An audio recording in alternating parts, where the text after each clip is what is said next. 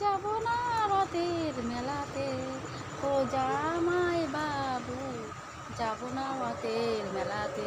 আমার না কোনো জামাইবাবুই নেই, আমাকে কে মেলা দেখতে নিয়ে যাবে? কেউ নিয়ে যাবে না, না বর নিয়ে যাবে না জামাইবাবু আছে। আর আমি গোষ্ঠীর ষষ্ঠী, মানে যত গোষ্ঠী আছে আমাদের, আমি বড়।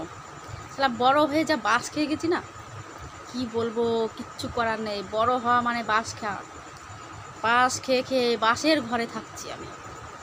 মাটির ঘর আমার, বাঁশের ঘর। এত বাঁশ দিলে বাঁশের ঘরই করতে হবে, ইট তো কেউ দিচ্ছে না, ইটের ঘর কী করে করব। তাই আমি এখন দুঃখের বিষয় কটা সাজা গোজার জিনিস কিনেছি। এই দেখো, এই দেখো, এই একটা ক্লিপ কিনেছি, এই একটা, আর একটা সেট কিনেছি গলার। কিছু তো কিনি না আমি সবসময়, মানে দেখো তো ঠাকুর নিয়ে থাকি, ঠাকুরের মালা। এই যে এটা পরে আছি, আবার এর উপর দিয়ে এটা পরেছি। এটা দেখো, এইটা কিনেছি মেলাতলা দিয়ে। মেলা বলতে এই আমাদের পাশের মানে একটা ঠাকুর আছে, ওখানে দিয়ে একটা ইয়ে বসছে, ওখান দিয়ে কিনেছি। আর গেল বছরে এইটা কিনেছিলাম।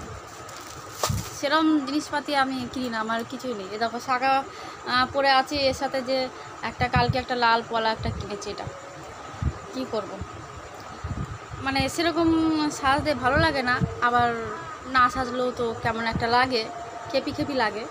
তাই তোমরা তো সবাই সুন্দর সুন্দর করে সাজবে, মেলায় যাবে, ঘুরবে, সবাই বলবে, কমেন্ট করবে, শেয়ার করবে।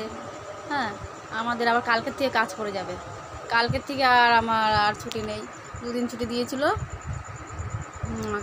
নবমী আর দশমী, মানে কালকে আর আজকে শেষ। এবার সামনে কালকে থেকে কাজ যেতে হবে, কাজে গেলে আর হবে না। এই দেখো শাড়ি পরেছি, সবসময় চুড়িদার পরে থাকি, এখন শাড়িটা পরেছি।